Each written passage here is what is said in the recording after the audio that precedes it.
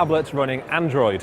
Although you can see this is running on the latest Android 5.0 Lollipop, you actually can't really tell because Nokia has put its Z launcher over the top.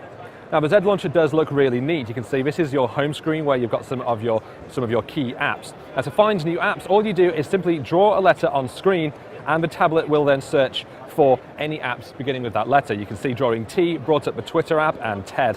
Now you can just search through your list of apps alphabetically as well by swiping over to an app list here.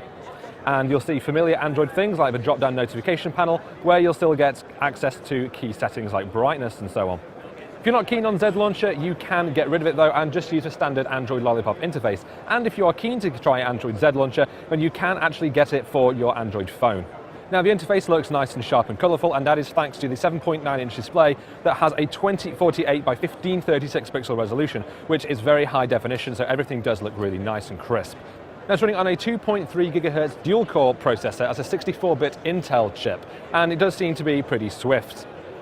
Now the design of this thing is very familiar, although still very nice. You can see if I turn it around, we've got an all-metal aluminium body that's got this sort of brushed matte finish, which feels nice, although does look very similar to Apple's iPad mini, of course. If we look down here, we can see with these drilled speaker holes, and an interesting addition is the USB Type-C connector here. Now that is the new version of a USB connector, which means you can plug it in either way round, so no more of that awkward swapping when you go to bed.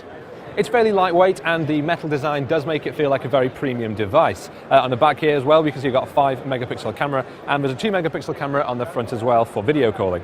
Now the N1 is already on sale in China, and it costs the equivalent of about $250, which is very affordable considering the tech that's inside this thing. Sadly, there is no word of a wider release yet, but we are hoping for more information in the coming few months. I'm Andrew Hoyle for CNET at Mobile World Congress in Barcelona, and this is the Nokia N1.